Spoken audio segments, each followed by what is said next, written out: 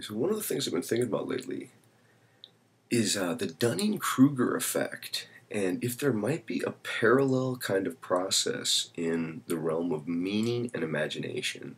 Now, people are familiar with the Dunning-Kruger concept. It's basically there's a kind of inverse relationship between confidence and knowledge that people who often have an inadequate base of knowledge or aren't as informed on a topic can have an overdrawn sense of superiority with regard to how knowledgeable they are on the topic, and people who actually are quite knowledgeable about it may underestimate their competence with regard to that area. And there seems to be, and there's lots of stuff on it. If you ever looked at the Dunning-Kruger effect, please go check that out. I guess the parallel would be, is imagination in the everyday world a kind of deficit? Has it led to a loss of meaning just because there's so much stuff that takes time and I guess attention away from the riches of imagination, that it's almost as if people have abundance all around them and a great amount of material conveniences, and they look forward to more material conveniences, the anticipating of more materials, or the dream of an ultimately comfortable position, a situation without stress and riling. See, when you're imagining it, you're living in your imagination. But then when it arrives, it may not be what you had imagined, when what you really wanted all along was the imagination of it, not it. See, there seems to be, we could call it the imagination meaning effect, where the more that people just have to live in their imagination. Like again, I gotta set this back in a certain way.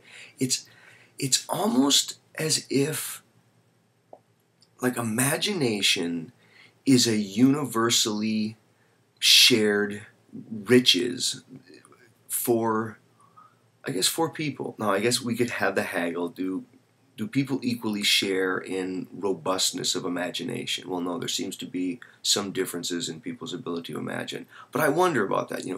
Is imagination an organ that can be exercised? Does it have cultural variance? Is it individual variance? I mean, how would people shake out the kind of ranges of imagination? So that would be one of the things. But I guess the larger point would be that,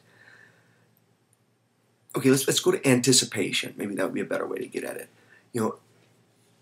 People often have, like, buyer's remorse because the anticipation of buying something was better than actually having the thing. But take larger seasonal festivities as they went on in history.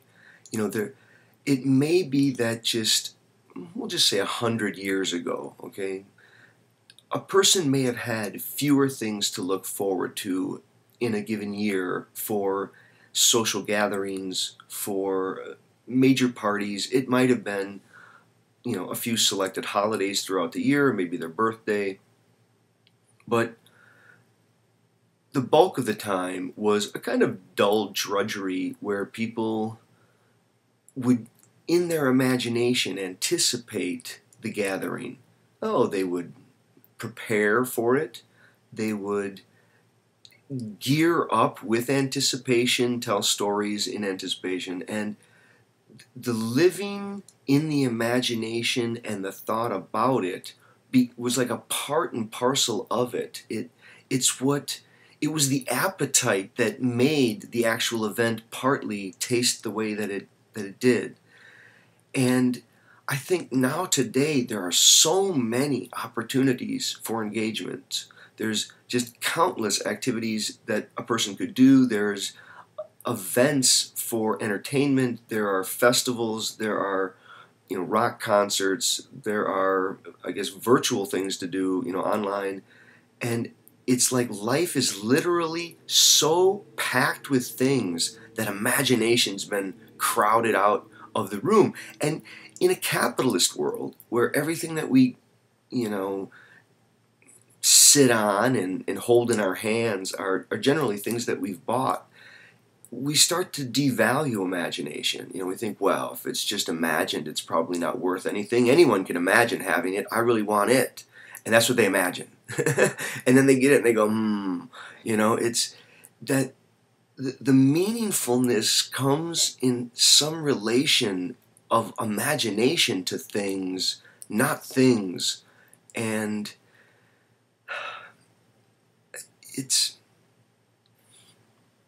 so hard to spell it out. You know, one way to get at it would be to talk about invisible lines of tension. And this is in the book Wisdom of the Sands by the French novelist Saint-Exupéry, if people know him, he wrote The Little Prince. But I think I've probably talked about this before. I feel like I have, but it's the sergeant or the captain of the out in this military unit wants his men to feel strong and unified, and so he places a well out about 5 hours harch in the middle of the desert.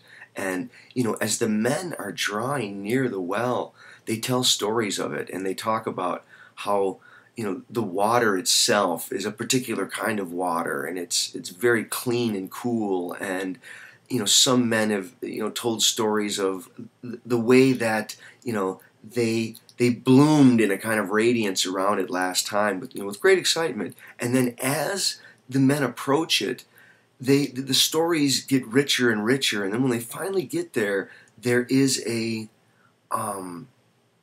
there's a passing of the ladle. You know, even as they're wheeling up the bucket from the well, you know, that it's as if the wheel crank is a kind of symphony, and they're all in anticipation, and they can hear the drips falling off of the bucket, and that itself is getting them excited. And as they pass the ladle from lip to lip, the men grow into a unity, and right there they seem as if just integrated around the well. And he says, be careful, foolish ones will come along, and they will tell you, look, the well has made the men but one. What you need to do is plant wells at every step, and they can always be as one. And he says, you know, most people can't see the invisible lines of tension, these lines of force that are of the imagination. All right, thanks. Okay, I guess I got to say a couple more things. It's not to over-exaggerate it. I think people do have a need for material goods, and it's not like they just need to imagine having healthy bodies or clean water, or that they need, you know, they're better off to imagine having things than actually having some material substance. I guess it's a much larger problem. It has to do with life itself, that, you know, maybe imagining the afterlife was one of the great riches that previous peoples had. And it wasn't the actual experience of getting the afterlife, but the ability to imagine it and the free rein that imagination gives you in what it could possibly look like. You know, maybe I'll end with, I think the more that people live in a fully, completely humanly constructed environment, the less likely any notion of afterlife is going to make any sense. If anything, if there is an afterlife and there are computers in the afterlife, rest assured we're in hell.